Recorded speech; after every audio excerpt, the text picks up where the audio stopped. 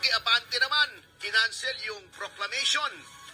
But teka muna, ako duda dyan kasi once proclaimed ang isang kandidato, pag pinroklama mo na yan, wala na sa jurisdiction ng COMELEC yan. Ayun. At magtatrabaho Nasa sila. HRET na yan with respect to the qualifications of a candidate na naging congressman. Opo. Ang labo ginagamit na naman yung COMELEC para pahirapan yung mga kalaban ng pamahalaan.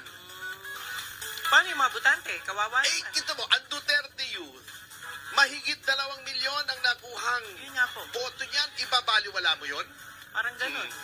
Bago sa malabong paraan. Yung kay Joey Chua, ang tagal ng konsihal niyan Oo. Mas marami nakuhang boto kaysa kay Pastor Abante. O ibabaliwala mo yon? The will of the people. Kala ko ba ang COMELEC para ipatupad yung people's will? Bakit yung people's will pinufrustrate nyo?